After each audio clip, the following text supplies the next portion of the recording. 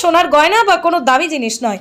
বাড়িতে কেউ না থাকার সুযোগে এবার বাড়ি থেকে চুরি হলো শুধু গ্যাস ভর্তি দুটি সিলিন্ডার। হাসনাবাদ থানার বিষপুর এলাকার ঘটনা। চুরি হলো বিমলপুরে নামে এক ব্যক্তির বাড়ি থেকে, তাও আবার শুধুমাত্র গ্যাসের সিলিন্ডার।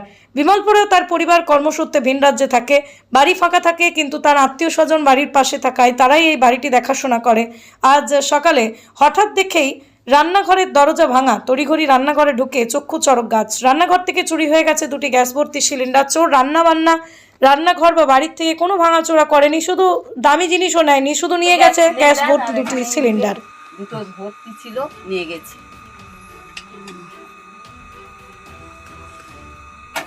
ওই ধারে ছিল গ্যাস সিলিন্ডার আর এই ওপেন। সকালে এসে দেখি তালা ভেঙে নিয়ে চলে গেছে।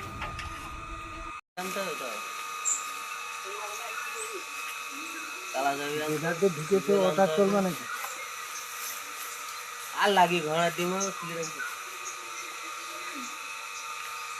আর কি লি যাবো পাড়ে জামা কাপড় পরি আছে লি যাবো লিবে কাঁথা কাপড় ছিল লিবে লাই দিতে কাপড় কম ছিল আমি নয় কাপড় ছিল জানি বলে এগুলো কম নিয়ে যাও আমি বন্ধ হয়ে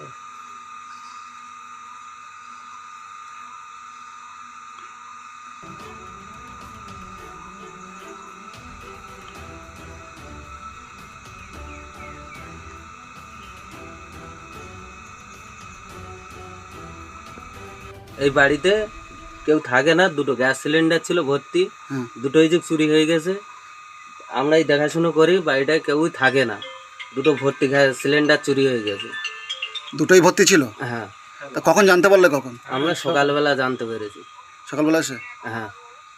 তা তোমার নাম কি? আমার নাম অলোকেশ গিরি।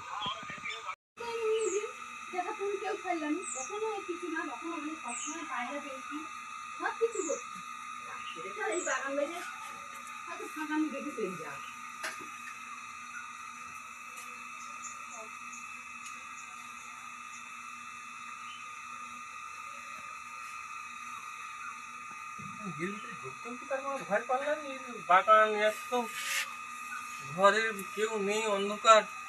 আমি তো একা একা আইছি নদী।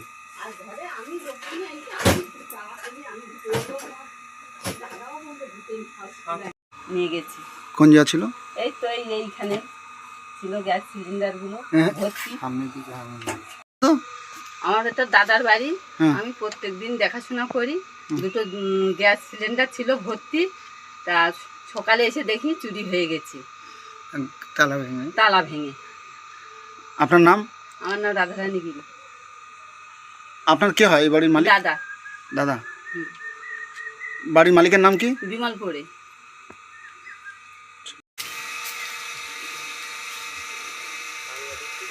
ওই দরজাটা কিন্তু বাঁধা ছিল।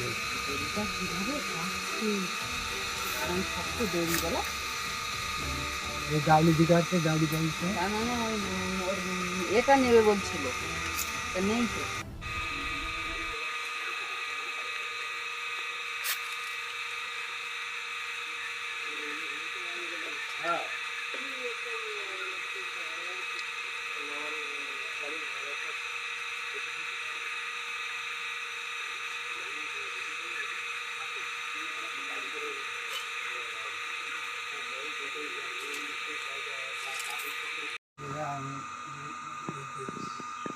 বন্ধ হয়ে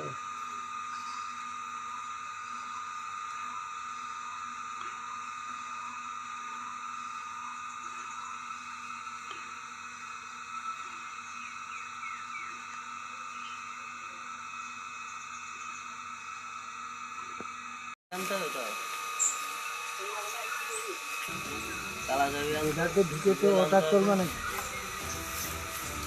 আর লাগি ঘোড়া ডিম আর কি লি যাবো পাড়ে জামা কাপড় পরি আছে লি যাবো লিবে কাঁথা কাপড় ছিল লিবে লাই দিতে কাপড় কম ছিল আমি নয় কাপড় ছিল জানি বলে এগুলো কম নিয়ে যাও।